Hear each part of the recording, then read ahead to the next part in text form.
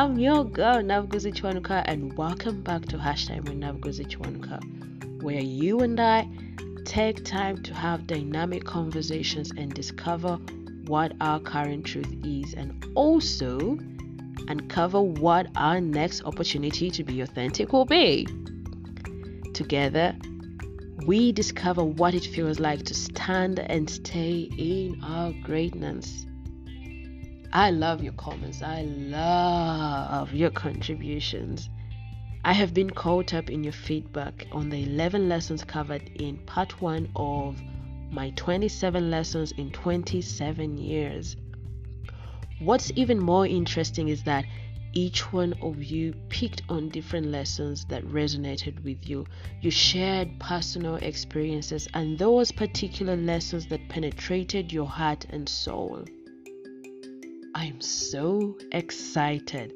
Keep talking to me and let's keep the conversation going.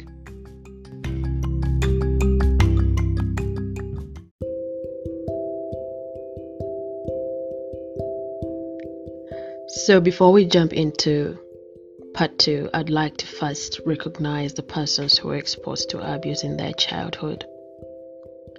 Your fears are valid. Your pain is valid. And I'm here to tell you that my heart's with you.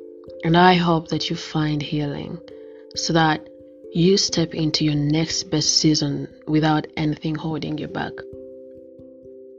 I am actually begging you to make every day count. Be intentional about your healing. If you can afford to find resources to help yourself, do it. If you're in a place where you feel like everything around you, the world around you is crumbling, find a professional to talk to. These people are always there to help you.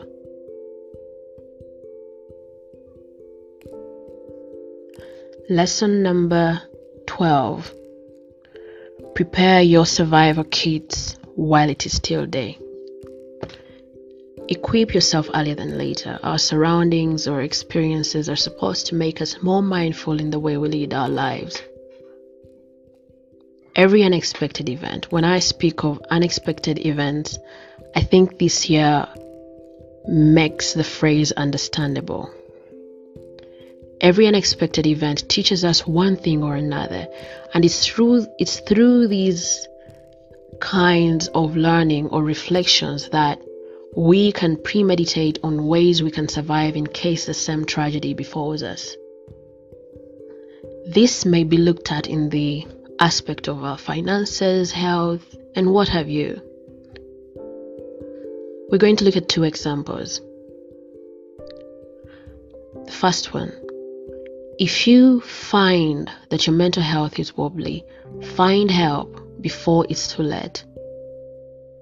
Find what works for you and master the art of coping in trying times. Find a professional to speak to. The other example is on people with chronic diseases. And when I speak about chronic diseases, the people that usually talk to me or, the people that I usually relate with know that I'm asthmatic. So there's a time when I almost died of asthma in the village. That moment taught me that even when I don't get an asthmatic attack in a year, I'm supposed to have my medicine on me wherever I go.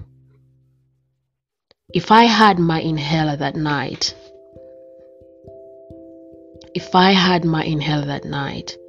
I would not have come to a place of feeling like I'm about to die.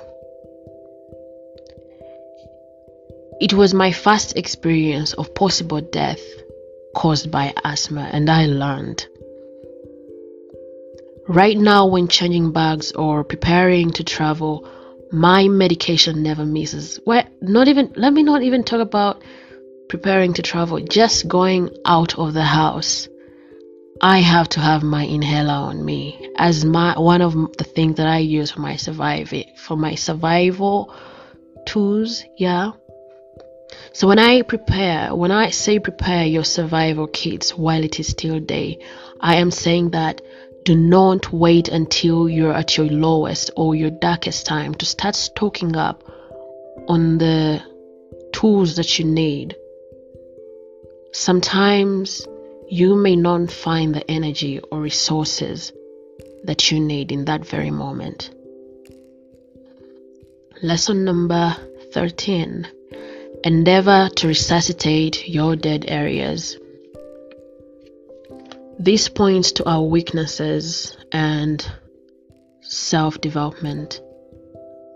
Self-development requires that you compare where you are right now and where you want to go. It demands self-assessment. That way you are able to map out the tools that you need for you to be able to achieve what you want to be. How do you resuscitate your dead areas? I have two things that I believe we can all employ to achieve this lesson. First, improve your self-awareness. See, when you are self-aware, you know very well that you know very well where you are or where you want to go. The other way that we can resuscitate our dead areas is by knowing who we are and building our identity. Remember in part 1 where we talked about losing ourselves to societal identities? So when you know who you are and build your identity, resuscitating your dead areas is easy to achieve. Lesson number 14. Be open to new experiences. They stimulate your sense of learning. The way how we grew up and the way how we are now, it's a completely different world. What we thought was a reality is no longer a reality now. It's a completely different story from the past. What we knew as kids is a different thing, and that's because we were ready, we were willing to expose ourselves to new experiences, and we learned that stimulated our sense of learning. How we associate with people of different beliefs, tradition, professions, age, and all other categories of differences allows an insight, allows a flow of ability to learn. Should I call it a flow? It allows an insight on how to view life. I'm personally thankful to my alma mater for exposing me to a subject on worldviews as a fundamental course in year 1. I've since gotten to a place of flexibility when it comes to associating with different people. It has made me want to know about different things. I mean, we were understanding about how Buddhism works, how the Chinese view life, what they understand about life after death. A couple of things. You get to realize that it's just not one story that runs the world. There are different stories that make us unique. So be open to new experiences. They stimulate your sense of learning. Lesson number 15. This one here. Suppressed emotions are a time bomb. There is a thin line between emotional control and suppression. And I say that there is a thin line because people usually mistake the two. Suppression involves numbing pain, while control involves regulation of our reactions, however pressing a circumstance is. But in a turbulent world, when you suppress emotions, I'm going to compare suppression of emotions to a tooth decay. I think most of us have either experienced a tooth decay or have seen someone with a tooth decay. When you have a tooth decay but Day 1, day 2, day 30 goes by without you visiting a dentist. That is an example of separation. Sooner or later, what you left to build up in the tooth decay will erupt, right? But when I say erupt, I'm talking about it in a form of emotional outbursts. When I talk about separation of emotions, so all you've left to build up will soon erupt, and these are the emotional outbursts that we see in people. And when you get in a state of emotional outbursts, you cannot control who your victim is going to be. It could be your partner, it could be your boss, it could be your parent, it could be your child, it could be anyone you may not want to suffer from your emotional outbursts. So learn how to acknowledge your emotions without the need of running away from them. Lesson number 16. It's never too late to return back to self and the things you always loved to do. When you have lost yourself to societal identities and have lost the true version of who you are, you discard your purposeful living. Talent ceases to be an area of investment. Start your journey to your superpower as soon as now. We all have our sets of superpowers that are wait to be cultivated. Lesson number 17. Your conviction and your convenience don't live on the same block. This one here. This one. Let me say it again. Your conviction and your convenience don't live on the same block. Be comfortable with being uncomfortable. When it comes to achieving your goals, you need to be ready to be uncomfortable. Be willing to be inconvenienced in every pursuit. When you are willing to redefine and rediscover your potential, you cannot achieve that when you're in a state of complacency.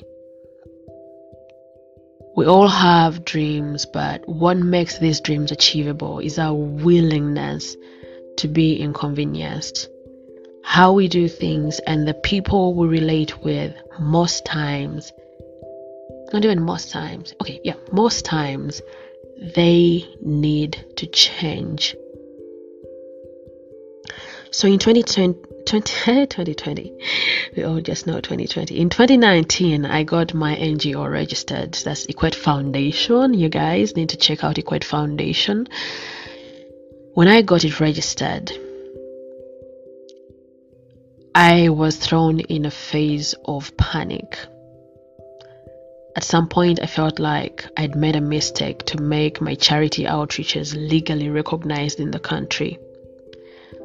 I wanted to continue going casual about it because I felt like I wouldn't manage. But then I'm also the same person who fears giving up. I fear regret.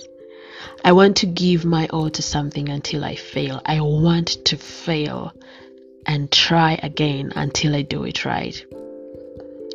I was running mad figuring out this legality decision and also preparing a World Children's Day event I'd organized. This was all happening at the same time. Schools were cancelling on me because my proposal was at short notice. I saw hope crashing before my eyes every day that went by. I felt every pressure in my chest, but finally my friend's mom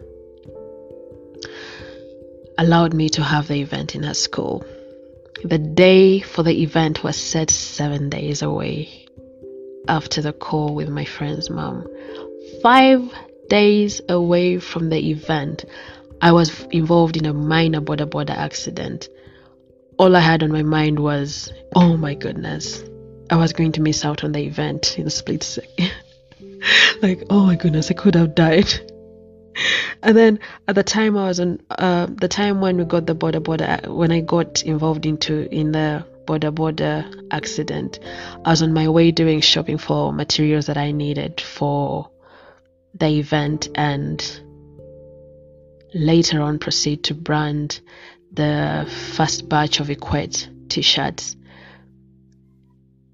I made no other decision apart from telling my border guy, you know what, let's get going. Time is running. I think the moment I stood up, I checked the time. I don't remember very well. I got back onto that border and proceeded with the day. The only time I felt the pain in the knee, the only time I realized that my knee was swollen or even bleeding, was when the shirts were being worked on, the t-shirts were being worked on. That's when I started to limp. That's when I felt the pain.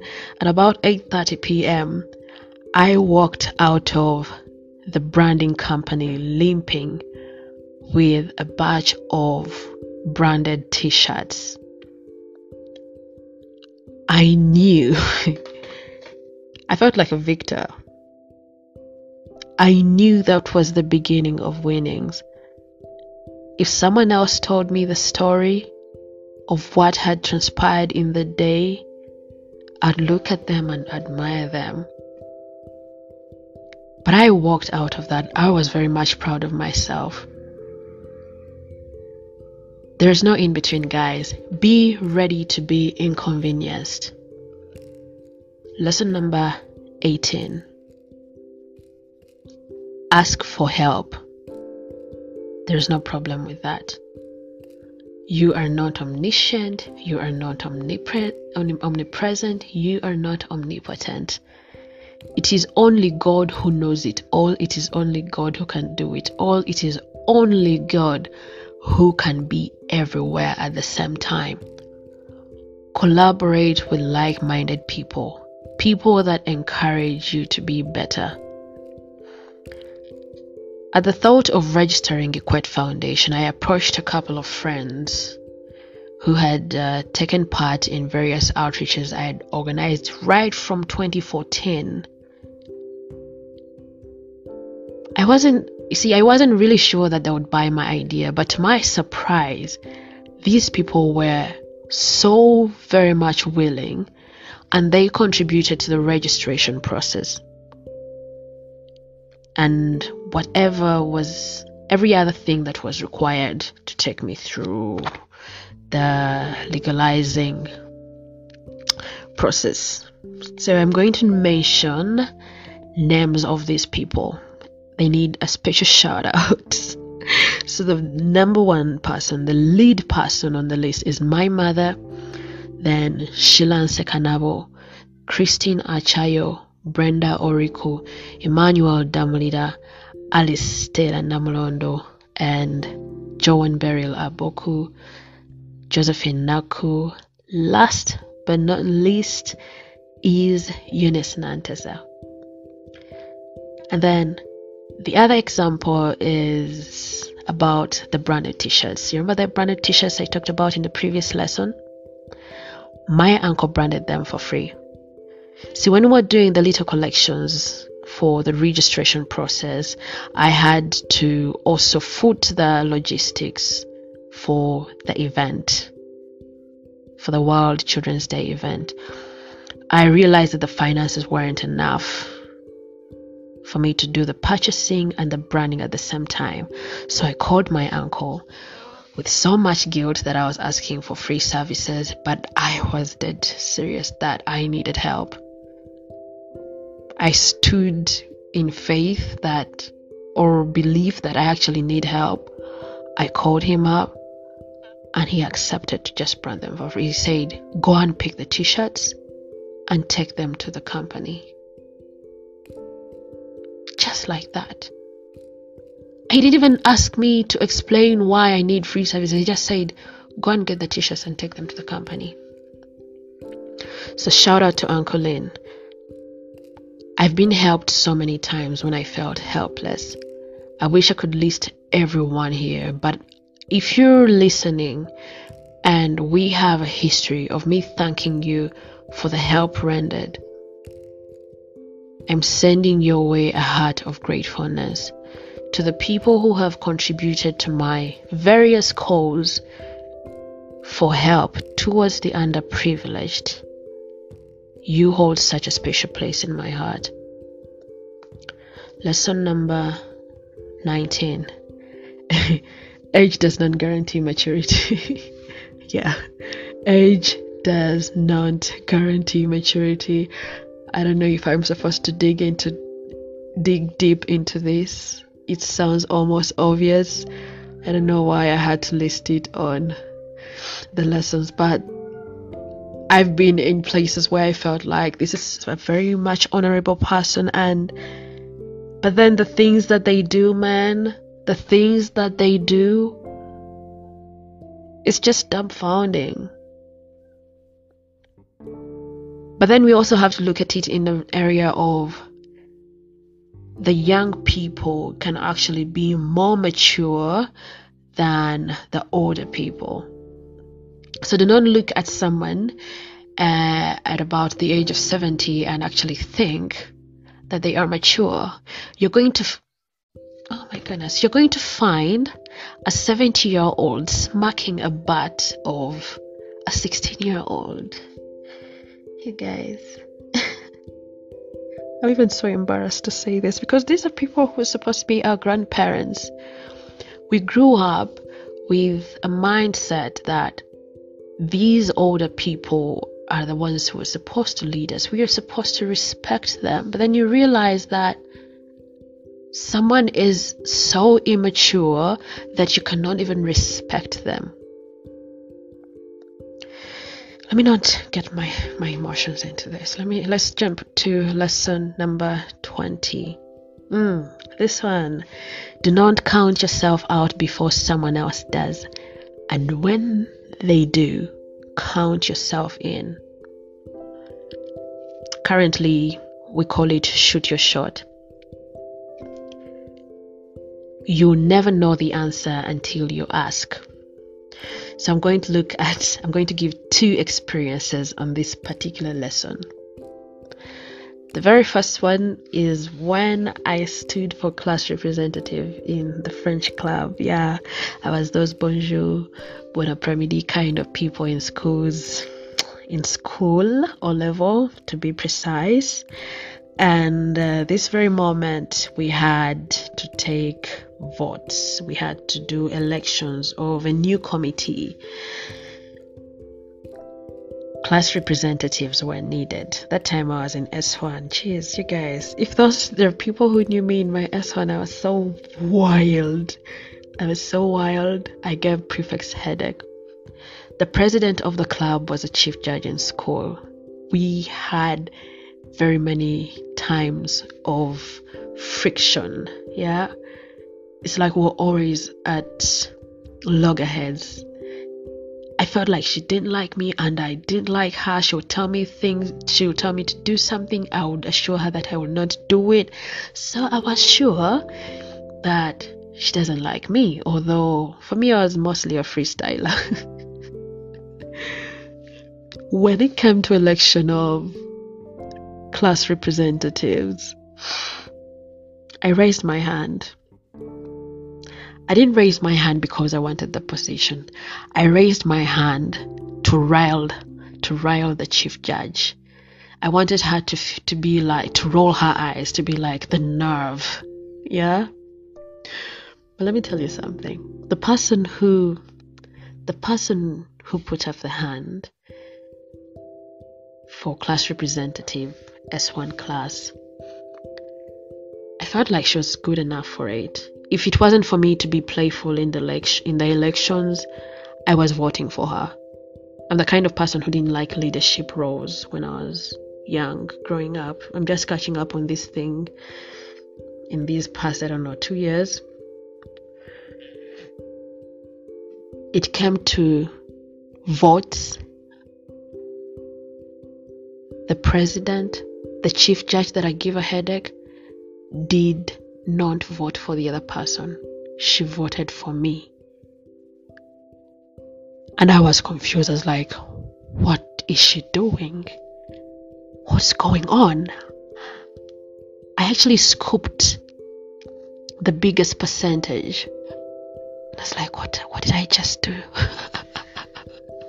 It's like, what did I just do? Oh my goodness. Yeah, so do not count yourself before someone else counts you out.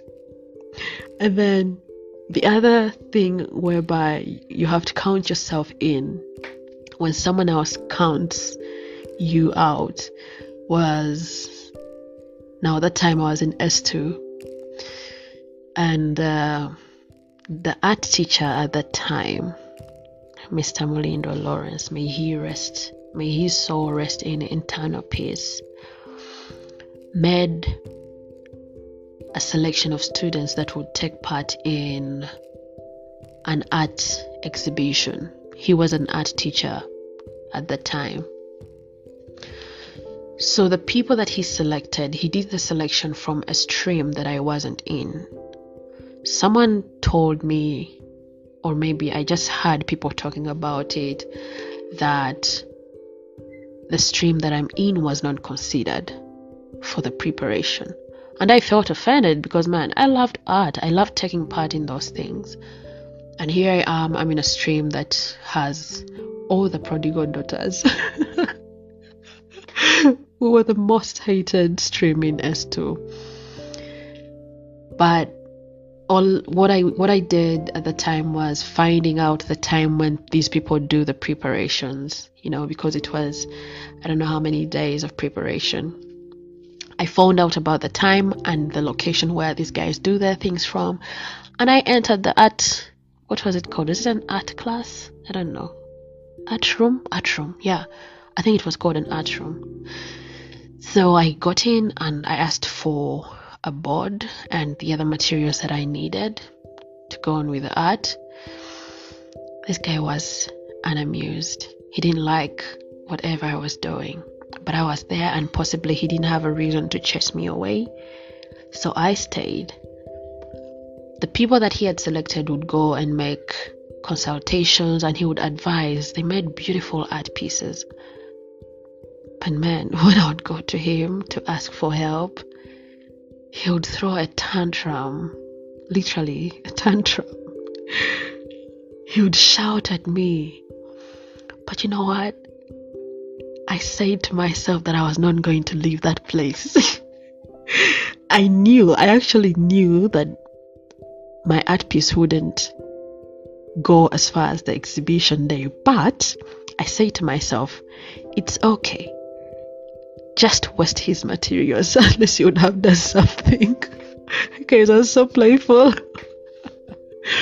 So I worked on my art piece myself, no help from the lead person.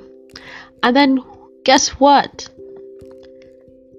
Exhibition day reached. I ran to the art room to check out if I had made it. But I actually had gone to be sure or prove to myself that what I thought was right. I knew I was not going to make it, but my art piece was there. A price was put to it. The people that were chosen before I fixed myself in the group, some of these guys did not make it to the exhibition day. Their pieces were broken because they weren't good enough. And there was my art piece. My art piece was up for sale. And I made sure that it's my mom who bought it. I kept between the art room door and the gate. The moment my mother walked into the gate, I held her hand. I said, we are running to the art room. You're the only person whom I want to sell my art piece to. So do not count yourself before someone else does. And when they do, count yourself in. Lesson number 21. You cannot relive your glory days, but you can create them. Make sure, endeavor to live in the present. When you focus on how life was perfect a year or more ago, wishing that you could relive the exact life you're missing out on enjoying your present life.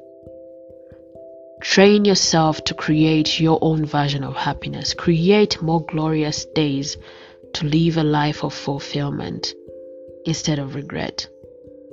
Pondering on the past sometimes plunges us in an unfathomable place of regret. Lesson number 22. Study the paths of people you wish to be like and learn from them. Whatever or whoever you want to be, there are people that have walked the same paths that you want to tread. When you study enough people, you will find that they experience the same setbacks, and maybe you can learn from the way how they resolved these setbacks so that you avoid them along the way of your pursuit.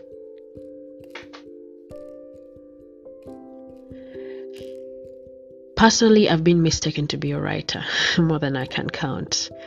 Yes, I've always wanted to write, but I felt like I lacked the skill. Bossy just said I can do it. Chuma said that I could. Jagero said it's easy. Buravari does it with ease. Okay, they all do it with ease. And then there is the sweetheart of my heart, Jennifer Nansovoga Makombi. She gave me an idea on what genre that I could consider. I read these people's literature. I read other people's literature as well.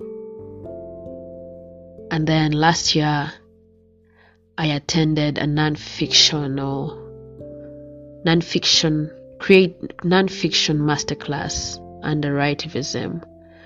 And I think that as time goes on, as I keep reading people's work, as I keep reading different literature, is there such thing as literatures? If I keep reading these people's work and writing at the same time, I believe I'm going to be a better writer than I am right now. So far where I am much better than I was last year, I think. So whom do you want to be like? Who are you reading about? Lesson number 23. You become a sponge of your environment. You are a product of your environment. What you constantly expose your mind to, you become. The friends you make, those friends that you make. Omuganda agamba mbuulira gw'oyita naye nkubuulira empisa zo. For the English speakers, there is a saying which prescribes that when the character of a person is not clear to you, look at their friends. So what's your social environment? Have you taken time to study it? Are you willing to be a sponge of that environment?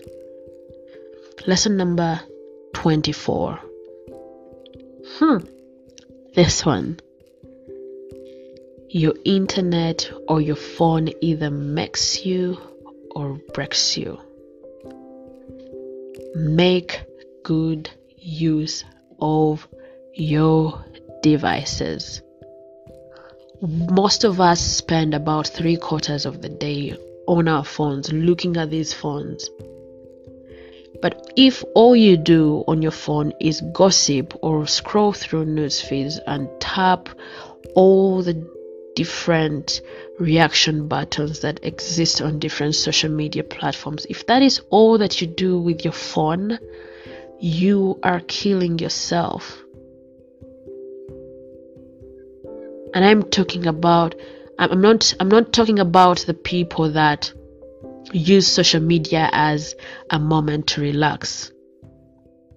I'm talking about people who spend 3/4 or the whole of their day on these phones. If you're the kind of person who spends 3/4 or the whole day on your phone, make good use of it. Find things you can do. There are very many educational things on these smartphone devices. It's beyond sharing nudes. It's beyond gossiping. It's beyond celebrity lives. You can do so much with your smartphone. You can take an online course. There are very many free online courses. You might be in a place where you feel like you've finished school, but there is so much that you do not know. Make good use of your phone. Do not let a day go by without you learning something off your phone. Follow meaningful pages. Follow meaningful people that are going to uplift you, whether spiritually, socially, economically. Learn something off your phone, guys. Please. Hey, I don't even know why I'm begging. Lesson number 25. Oh, this one here. First check with your privilege before giving an opinion. It's easy for us to judge other people's experiences based on our own biases or experience. When we define life only based on our experiences, it's easy to deny or dismiss other people's experiences. It's easy for us to feel like it's our duty to wipe their history and only narrate their experiences based on our standards or biases. There has not been a better time for me to look at this whole privilege thing than this year. This quarantine, this lockdown has left me looking, not even just the lockdown and quarantine, even the racial things that are happening in America, the racial fights. People's comments are so disgusting. They are so insensitive. If you do not have anything kind to say, be quiet. Just because you can afford to stock food for a month or so does not mean that every other person can do that. While all you think of is how you're bored and aren't working, someone else is worried about having her children staring at her because of hunger. Just because you are capable of staying indoors for the rest of your life, some other people's homes only mirror horrific experiences. When you or your sister or mother or wife or all of you who have worked with rich men and have never been raped, it does not mean that another female cannot be sexually abused. You're in Africa and are gloating over the plight of African Americans, talking about them finding the need to return home where they won't experience racial slurs. What have you done about the colorism and the tribalism plague in your home country? What do you want them to return to? If we really want to return to our origins, you guys, when you look at history, we all have places we migrated from. I'm mostly going to talk about the people in Uganda. When you go back to the history that we had in primary school, the Nilotics are the same, I don't remember. The Bantu and which other people exist? I don't remember the groups. But somewhere, if my memory serves me right, the Bantu migrated from West Africa.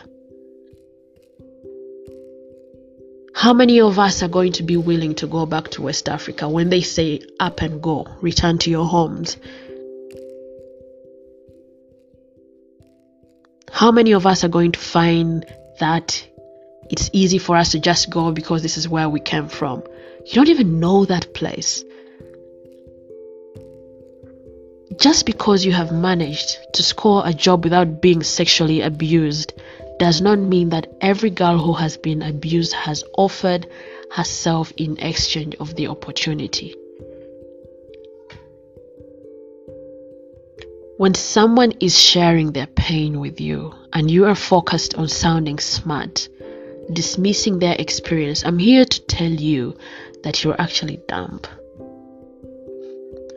You are devoid of humanity. And I am very sorry for the people that have to interact with you on a daily. Learn how to acknowledge people's experiences in life and do that with empathy. Better yet, if you have nothing kind to say, keep quiet. Lesson number 26. Do not confuse motion with progress. Denzel Washington is the person I got this lesson from. He said that a rocking horse keeps moving but doesn't make any progress. Just because you're doing a lot more doesn't mean you're getting a lot more done. I compared this to, the people that work out so much. When you find, not so much, anyone who works out, if you found yourself doing runs on a treadmill, you realize that you're running in one place, but you're not going anywhere. That's what this is what this lesson points at. Having multiple dreams without goals, and goals without consistency and discipline, can barely translate into progress. Plan every day. Hard work works. Anything you want good, claim it. Work hard to get it. When you get it, reach back, pull someone else up. Each one, teach one. Lesson number 27. The very last lesson. Before we were exposed to religions, before we were exposed to tribes, before we were exposed to race, we were humans.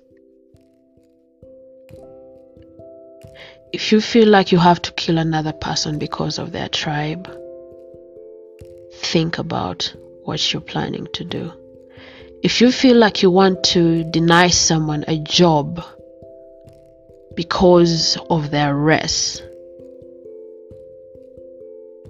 be sure that you're acting as a human being. If you find yourself in a place whereby you don't want to relate with someone because of religious differences, you feel like you cannot even work with them or even share oxygen with them, think about whether you are being humane. Oh, yeah, allow me to stretch. I've got a bonus for you. Actually, 2 bonuses. Live within your means. Stop accumulating unnecessary debts. You slay queens, slay kings. If all you have is 500 in your pocket, why are you ordering chicken? Why? Why are you pleasing society when your pocket is not pleased? Slay queens. Why are you buying makeup of 80,000 yet you have 50k in your bag? You guys, can you get serious, please? The very most important one, be an agent of change. We're doing that in Equate Foundation. We are ensuring that the underprivileged have access to education. So if you want to be a part of Equate Foundation, don't hesitate to reach me. Ciao.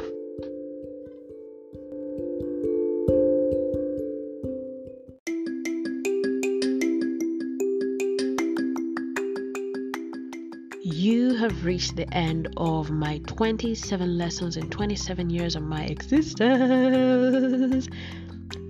Therefore, if you have found value in this show, I would appreciate a rating on whatever platform that you have used to listen to this podcast.